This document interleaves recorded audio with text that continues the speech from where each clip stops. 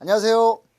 반갑습니다. 자, 오리엔테이션에서 했듯이 태양광 발전은 상당히 무궁무진한 우리가 과목이라고 볼 수 있습니다. 앞으로 여러분들은 지금 차세대 앞으로 해야 될 것들을 미리 지금 하고 계시는 겁니다. 그래서 문제를 기능사지만 여러분들한테 지금 제가 풀어드린 문제는 산업기사 기사 수준의 문제들을 추려서 만들었습니다. 그렇기 때문에 여러분들이 충분히 기능사뿐만 아니라 산업기사 기사까지 도전할 수 있게끔 문제 구성이 되어 있고 해설도 그렇게 되어 있을 것입니다.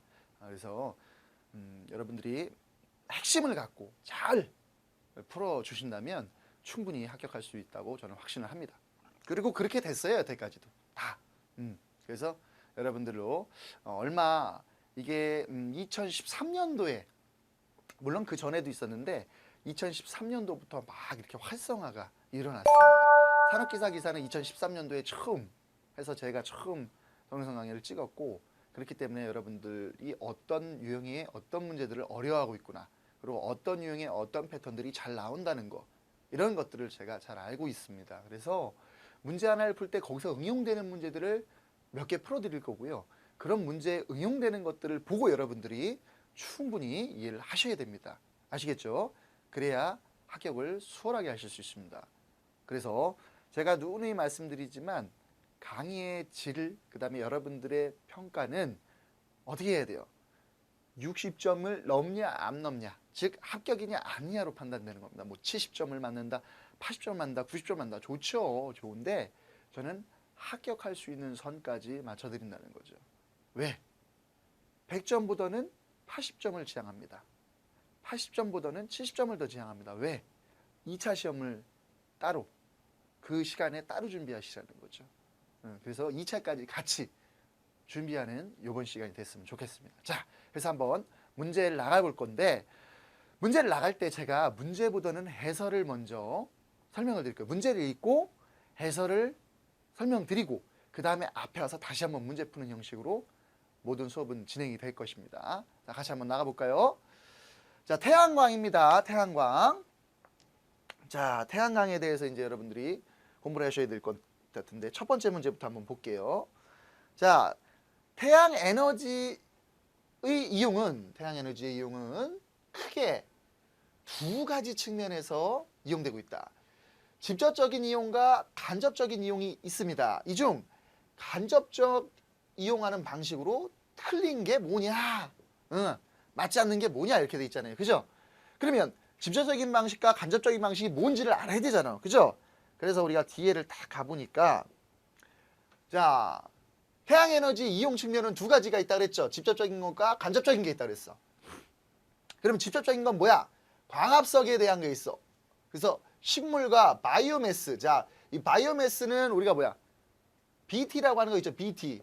바이오 테크놀로지. 여러분 IT, 정보기술, NT, 나노기술. 이거 모르시는 분들 많더라고요. BT, 인체, 우리 인간에 대해서 인체에 대한, 또 인체뿐만 아니라 여러 가지 식물이나 뭐 이런 바이오, 그다음에 정보기술, 인포메이션 테크놀로지, NT, 나노, 초소형. 그래서 이 광합석은 바이오매스라는 말은 뭐냐면, 알아두셔야 될 게, 우리가 이 인체적인 것도 있고 그 다음에 식물에 대한 거에 대한 내용을 얘기하는 겁니다. 그 다음에 빛, 조명과 광학전지, 그 다음에 열, 태양열 발전과 난방. 태양광하고 태양열은 다릅니다. 지금 태양의 에너지 측면에서 본 겁니다. 그래서 그걸 잘 알아야 돼. 그 다음에 간접적으로 보면 온도차 발전과 수력, 풍력 발전이 있다는 거죠. 간접적인 발전이. 그래서 여기서 또 시험 문제 나올 게 있다는 거죠. 간접적인 방법으로 맞는 것은, 직접적인 방법으로 맞는 것은 뭐 이렇게 나올 수도 있다는 거죠. 그래서 직접적인 거는 우리 태양에 관한 게 많은 거야. 태양, 빛과 열. 간접적인 거는 이제 바람, 그러니까 물에 대한 거, 그죠? 그다음에 이제 수력 보면 이제 담열이라 해서 온도차나 이런 조수간만의 차이에 의해서 차이의 발전, 이런 걸 간접적이라고 얘기를 합니다. 그래서 우리가 앞에 와서 딱 보니까 틀린 거 고르라는 거잖아. 간접적으로 이용하지 않는 거, 틀린 거. 자, 수력, 광합성, 온도차, 풍력. 물과 그 다음에 바람, 그 다음에 온도 차이의 발전. 그죠? 그러니까 아닌 거로 했으니까 정답은 광합성.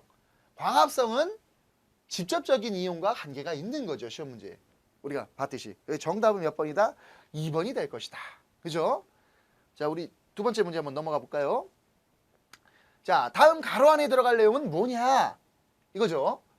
태양 에너지는 일반적으로 가로를 전기를 발생시켜 이용하는 태양광 발전과 태양열로 물을 데워 증기를 만들어내고 이 증기로 터빈을 돌려 전기를 만드는 태양열 발전, 그리고 태양열로 난방 및 온수를 공급하는 급탕 시스템 등의 형태로 이용되고 있다.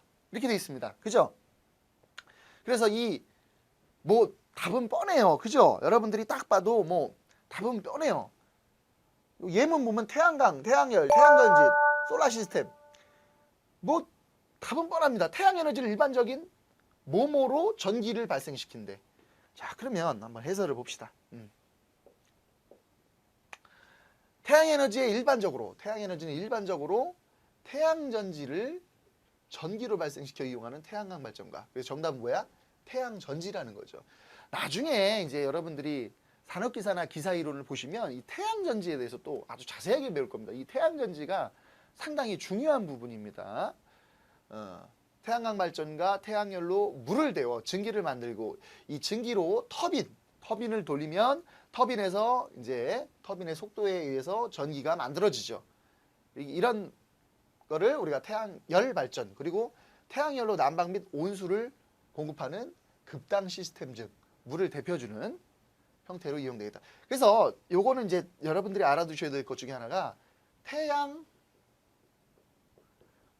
있고요, 태양열이 있습니다. 이 광은 우리가 빛을 이용한 겁니다. 빛을 이용해서 여러분들이 전기를 생성하고 이렇게 만드는 건데요. 태양열은 전기를 생성하는 것보다도 이 태양의 뜨거운 열기에 의해서 물을 급탕시설, 그래서 급탕 시스템들을 많이 쓰는 거죠.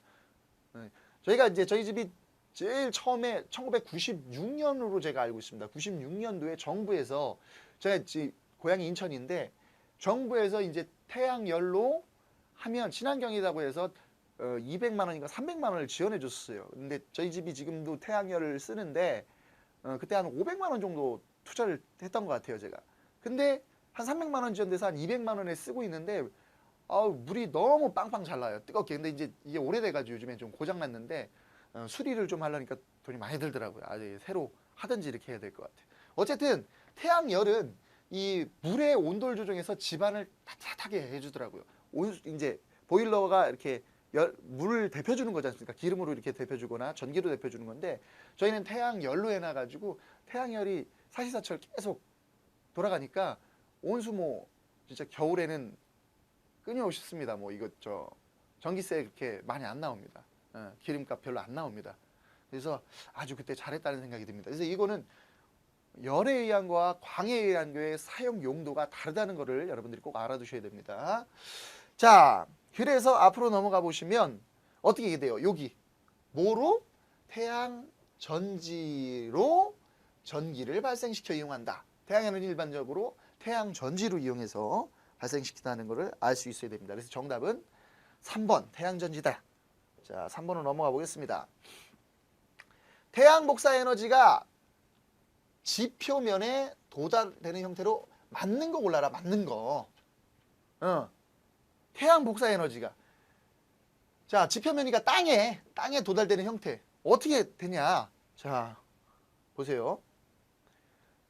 태양 복사 에너지 지표면에 도달되는 형태는 태양의 복사 에너지가 대기권, 우리 지구권 밖에, 지구 밖에서 산란, 굴절, 평광되지 않고 지표면에 곧바로 도달되는 직사광선인 방향성을 갖는 직달일삭, 직접적으로 온다 이거야. 그래서 beam of direct radiation. 그래서 우리 어디 거표지 보면 뭐라고 나있어? 이 제품은 직사광선에 유의하셔야 됩니다. 그런 말 안 써 있는 제품이 거의 없어요. 다 직사광선에 유의하라고 했습니다. 왜? 그 광선이 워낙 세니까. 그래서 그 제품이 손상될 수가 있으니까 뭐 먹는 음식에도 그게 써 있을 거고 이 컴퓨터나 뭐 이런 전자제품들도 직사광선을 피하라고 돼 있습니다. 그렇게 직사광선을 우리가 뭐라 그래? 직달일사라고 해. 직접적으로 온다는 거예요. 태양광선이. 그러니까 직사광선의 온도는 엄청납니다. 파괴를 일으킬 수 있고 식품에 대한 부패를 더 빨리 진행시킨다는 거죠. 그래서 직달일사라는 말을 알아두셔야 돼요. beam or direct radiation. 그래서 직달일사. 무슨 영화 촬영하는 것도 아니고 직달일사 뭐 이러니까 그죠? 좀 그래서 직사광선을 직달일사라고 얘기합니다. 태양 복사 에너지가 직접적으로 지표면에 곧바로 도달되는 거. 그다음에 지구의 대기권은 수분, 공기 입자, 공해 물질에 의해서 산란된 형태의 무방향성 복사 에너지인 산란일사. 그래서 diffuse radiation 이렇게 얘기하죠. diffuse radiation. 그래서 직달일사와 산란일사가 있는데 산란이라는 거 이렇게 퍼지는 거야. 딱 내가 10을 딱 주면 10이 딱 도달하는 게 아니라 12, 1, 2, 1, 2 이렇게 해가지고 막 퍼져나가는 현상을 산란이라고 이게 이해되시죠? 그러니까 산란일사가 있다는 거야. 지구의 대기권 수분, 공기 입자, 공해 물질에 의해서 이런 공해 물질이나 이런 공기 입자나 수분 이런 거에 의해서 어떻게 돼요? 쭉 가다가 퍼지는 거야. 이런 걸 산란일사라는 거예요. 그래서 태양 복사 에너지가 지표면에 도달되는 형사는 직달일사와 산란일사 이렇게 두 가지가 있다. 그래서 한번 해보면 맞는 거 고르라는 건 맞는 거 그죠? 태양 복사 에너지가 지표면에 도달되는 형태를 맞는 거. 제가 맞는 거 틀린 거 하면 X 긋거나 이렇게 동그라미 긋는 걸 잘 보셔야 돼요 여러분들. 왜? 문제 잘못 읽어서 틀린 경우가 많아요. 그래서 제가 지금 동그라미 그는 거예요. 지금 문제 세 문제 풀었는데 지금 졸렸다 하시는 분 있어요? 그럼 안 돼요. 잘 봐야 돼. 이게 아주 중요한 문제입니다. 제가 그래서 문제를 잘 읽으면 해답이 보입니다. 그래서 제가 여기 동그라미를 이렇게 그린 거예요. 그래서 여러분들이 그거를 잘 이해를 하셔야 됩니다. 자, 그래서 알아두셔야 되는 게 우리가 뭐냐 이런 거죠. 맞는 게 뭐냐. 그래서 태양의 복사 에너지가 대기권의 산란, 불전, 편광되지 않고 지표면에 곧바로 도달되는 직사광선 방향성을 갖는 직달일사. 이게 맞네요. 이거 맞네.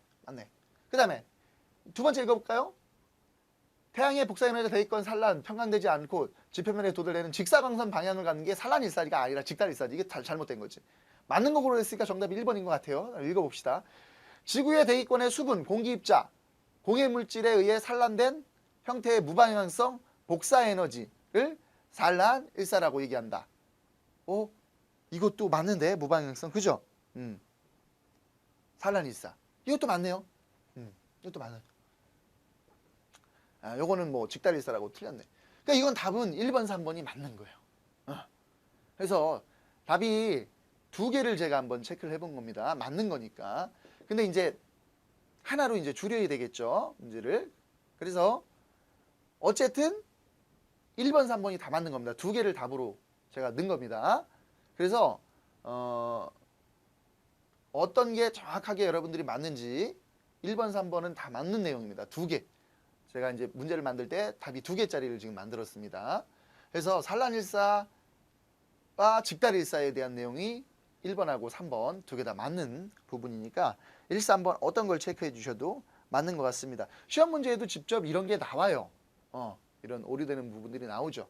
그래서 당황하지 말고 모 개그 프로처럼 당황하지 말고 1번이나 3번을 체킹을 하시면 두 개 다 맞는 게 됩니다. 어떤 걸 체크하셔도. 이런 경험도 제가 하나 해드리려고 일부러 1번하고 3번 정답을 두 개를 한번 넣어봤습니다. 여러분들 막 1번이 답이냐 3번이 둘 다 답 맞습니다. 어쨌든.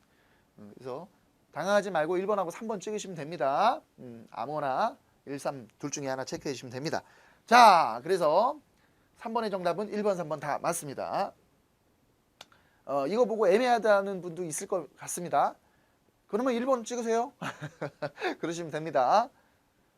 자, 4번 한번 보겠습니다. 대기권에 흡수되는 에너지 법칙을 뭐라 하는가 이렇게 법칙을 뭐라 하는가 이렇게 되는데 이거를 우리가 보우거의 법칙이라고 합니다. 보우거의 법칙. 보우거의 법칙이라고 하는데 맑은 대기상, 맑은 하늘 상태에서 태양광이 지표면에 도달하기 전에 대기권에서 흡수되는 에너지에 따른 법칙을 우리가 버거 법칙, 흡수되는 거. 그래서 IB는 IOE, 그다음에 마이너스 KM이 되더라. 그래서 이걸 갖고 이제 그대로 앞에 오면 IB는 뭐예요? 대기권 밖의 태양의 일사량. 대기권 밖에서. 그러니까 대기권 밖에서의 일사량과 대기권 안에서의 일사량이 당연히 다르겠죠. 그러니까 IO는 표면상 태양 일사량, K는 광 흡수 상태, M은 공기 질량비. 거의 공기 질량비는 일로 놓고 볼 수가 있는데 잘 안 보이죠. 제가 중요한 거는 노란색으로 하는데 잘 안 보니까. 공기 질량비는 일로 놓고 볼 수 있는데 그 대기권 안에 들어와서 공기 중의 질량이 뭐냐에 따라서 조금씩 틀릴 수가 있겠죠. 뭐 여기 지금 여기에 있는 공기 질량과 밖에 있는 공기 질량이 조금씩 다를 수 있는데 대부분 다 2일 정도로 놓고 생각을 해보시면 되죠. 그래서 우리가 정답은 몇 번을 놓고 볼 수 있죠. 아까 얘기했지만 요거 IB는 IO2-KM 이렇게. 그래서 우리가 이렇게 놓고 보셔야지만 보고의 법칙, 대기권에서 흡수되는 에너지 법칙을 보실 수가 있을 것 같습니다. 자, 5번으로 한번 넘어가 보겠습니다. 자, 또 중요한 문제가 하나 나오네요. 수평면 총 일사량에 대한 경사면 총 일사량의 비율, 경사면 총 일사량의 비율이 어떻게 되는가 이렇게 되는 거죠. 자, 수평면 총 일사량과 수직면 총 일사량이 있는데 우리가 어떤 형식으로 봐야 되냐? 총 일사량의 비율을. 자, R이 우리가 이제 수평면 총 일사량에 대한 경사면의 총 일사량 비율인데 I분의 IT가 됩니다. 자, 그러면 I라는 건 뭐야? 수직면의 직달 일사량. 수직면의 직달 일사량. 바로 쏘이는 태양광 양. 그 다음에 경사. 약간 경사진. 경사면의 총 일사량. 이렇게 구할 수가 있습니다. 그래서 앞에 가서 예문을 보니까 I는 수직면 직달 일사량, IT는 경사면 총 일사량, K는 수직면의 직달 일사량이다. 그래서 우리가 R을 구하는 거죠. R이 뭐죠? 수직면 총 일사량에 대한 경사 총 일사량 비율을 R로 놓고 보는데 R은 수직면의 직달 일사량분의 경사면의 뭐죠? 경사면의 총 일사량 이렇게 돼 있죠. 그래서 I분의 IT 정답은 4번이 되는 거죠. 4번.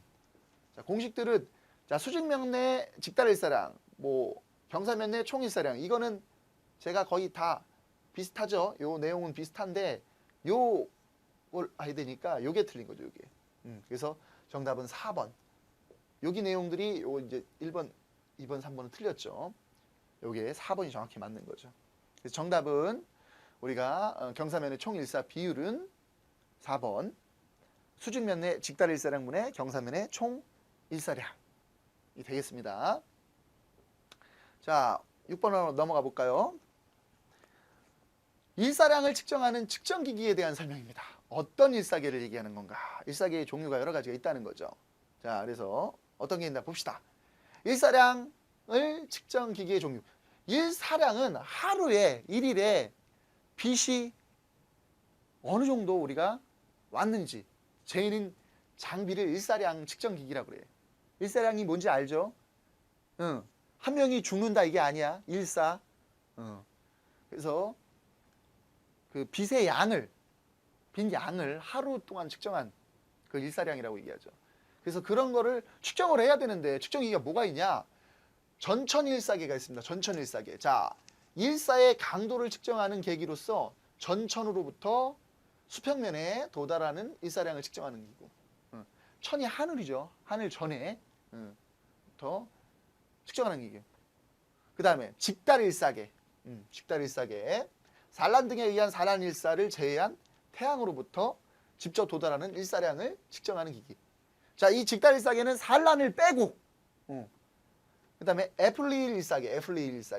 전천일사계로서 열전쌍을 이용한 기기지. 열전쌍이라는 거는 열을 전도시키는 그 장치가 있어요. 그래서 그 열전쌍이라고 합니다. 로비치일사계. 그래서 바이메탈을 이용한 기기. 이 바이메탈이라는 거는 냉장고에 많이 들어갑니다. 냉장고에 들어서 부성저항 특성을 갖고 있죠. 부성저항. 이 부성저항 특성을 갖고 있다는 말은 뭐예요? 온도가 올라가면 저항값이 떨어지고 저항값이 떨어지면 온도가 올라가는 이렇게 반대되는 성질을 갖고 있습니다. 그래서 냉장고 보면 윙 돌아가다가 딱 끊기죠. 요즘 냉장고는 좋아서 소리가 안 나나요? 소리가 조금은 날 겁니다. 윙 돌아가다 딱 끊길 거예요. 그게 뭐야? 바이메탈이 거기 안에 작동을 되는 거죠. 일정 온도를 맞춰놓고 그 온도 이상이 되면 어떻게 돼? 이하가 되면 냉장고는 이제 예를 들어 18도다 그러면 전류를 흘려가지고 냉각을 시켜가지고 18도가 딱 됐다 그러면 딱 끊어집니다. 그럼 끊어지면 다시 냉동이 안 되니까 냉장이 안 되니까 어떻게 돼요? 온도가 올라가겠죠. 그럼 어떻게 돼요? 저항값이 내려가면서 다시 딱 붙습니다. 24도까지 딱 올라가면 또 딱 붙어가지고 다시 24도에서 23, 22, 18 이렇게 맞추는 게 바이메탈입니다. 욕한 거 아닙니다. 자, 그래서 냉장고 부성저항을 이용한 거 이런 걸 바이메탈이라고 얘기를 합니다. 그래서 여기서도 시험 문제 나올 게 엄청 많죠. 전천일사계, 직달일사계, 애플리일사계, 로비치일사계 해가지고 내용을 쓰고 무슨 일사계냐. 지금도 그런 문제죠. 금방. 그래서 어떤 일사계냐. 일사의 강도를 측정하는 계기로서 전천으로부터 수평면에 도달하는 일사량을 측정하는 기기. 전천일사계네요. 전천일사계. 정답은 1번이죠. 직달일사계는 산란을 빼고 재는 거니까. 그죠? 그래서 정답은 1번 전천일사계다. 이렇게 보시면 될 것 같습니다. 자, 그래서 뭐 직달일사계가 시험 문제 나올 수도 있고 애플리일사계가 나올 수도 있고 로비치일사계가 나올 수도 있고 또 문제가 어떻게 나오겠어요? 전천일사계에 대한 내용으로 맞는 것은 뭐 이렇게 나올 수도 있고 여러 가지 유형의 문제가 나올 수도 있을 것 같습니다. 자, 7번 한번 볼까요? 자, 일반형 일사계에 대한 설명으로 틀린 거, 맞지 않는 거. 일반형 일사계가 뭐가 있냐? 틀린 거. 자, 보겠습니다. 일반형 일사계에 대한 내용을 좀 보시면 충분히 이해가 될 것 같습니다. 자, 일반형 일사계, 일사량 측정은 오타 났다. 흔히인데, 그죠? 죄송합니다. 제가 한글을 잘 못 띄어서. 흔히 사용되고 있는 일사계의 대표적으로 PSP, 그래서 Precision Spectral Pyranometer형 일사계와 BMW, Black and White형 일사계 두 종류가 있다. 이렇게 PSP형과 BMW형 일사계 두 종류가 있습니다. PSP형 일사계는 1957년에 미국의 에피어 인스트루먼트사에서 개발한 것으로 현재까지 범용으로 공급된 단파 대역에서 전 일사량 측정기기 중 가장 정밀도가 높은 기기로 평가되고 있다. 가장 정밀도가 높은 기기가 뭐다? PSP, Precision Spectral Pyranometer라고 하는 겁니다. 그 다음에 단파 대역의 일사 에너지는 측정뿐만 아니라 단파장 알죠? 짧은 파장, 단파장 반사 에너지의 측정 에너지의 측정은 물론 태양 차폐 장치를 부착하면 산란 일사량만 측정할 수 있는 등 용도도 다양합니다. 이 PSP 일사계가 그렇다는 거죠. 그 다음에 PSP 일사계는 또 우리가 어떻게 놓고 볼 수가 있냐? 수간부 평면은 코퍼 콘스탄트, 수간부 평면은 코퍼 콘스탄트의 합금제로 원형이 멀티 정션 템퍼러리 파일 형태를 이루고 있으면서 그 경우에 따라서는 웨어라운드형으로 우리가 제작할 수도 있습니다. 외기 온도, 바깥에 대기권 밖에를 외기라고 하는데 외기 온도에 영향을 받지 않도록 온도 보상을 해줄 수 있도록 설계 제작한 것도 우리가 PSP형 일사계로 놓고 볼 수 있습니다. 그래서 PSP형 일사계에 대한 문제는 많이 나올 거예요. 그죠? 일단은 PSP형 일사계는 감도가 가장 우수하고 우리가 범용으로 쓰고 있는 지금 장치 중에 있다. 그다음에 BMW 일사계는 단파장 일사 에너지를 측정에 사용되는 기기로서 FLE 10형과 50형. 그다음에 직달 일사계를 개량한 것으로서 감지부는 평면 재질은 커퍼 컨스탄트 로서 흑색과 백색, 그래서 화이트, 블랙 앤 화이트로 도장하여 핫 정션, 뜨거운 접합과 콜드 정션, 차가운 접합을 형성함으로써 PSP 일사계와는 달리 단일 투과체만을 사용하였으며 광선의 투과 허용 파장은 PSP와 동일하다. 자, BMW와 PSP가 동일한 거는 광선의 투과 허용 파장은 동일한데 다른 건 뭐죠? PSP는 여러 개의 빛을 전부 다 하지만 BMW는 단일. 이게 가장 큰 차이점입니다. 단일. 그래서 우리가 PSP 일반적으로 추정하는 PSP 일사량과 뭐가 있죠? 그 다음에 BMW 블랙 앤 화이트 일사계 두 가지 일반용 일사계에 대해서 알아봤습니다. 그러면 틀린 거 고르래잖아. 일반용 일사계에 대해서. 그죠? PSP형 일사계와 BMW형 일사계 두 종류가 있다. 맞는 거죠, 이건? PSP 일사계는 현재까지 범용으로 공급된 단파 대역의 전 일사량 측정기기 중 가장 정밀도가 높다. 이게 중요한 말이라고 했습니다. 그죠? 정밀도가 낮다 그러면 틀린 거겠지. 그지? BMW 일사계는 단파장 일사량을 측정하는 사용되는 기기로서 애플이 10형과 50형 직달 일사계를 개량한 것이다. 맞죠? 그죠? PSP 일사계는 단파 대역의 일사에너지만 측정이 가능하다. 단파 대역의 일사에너지 측정만 가능한 거는 애플리형을 얘기하는 거죠. 정답은 4번이 옳지 않는 거라는 거죠. 이게 틀린 거라는 거죠. 정답은 4번. 그래서 7번 풀어봤습니다. 자, 8번으로 한번 넘어가 볼까요?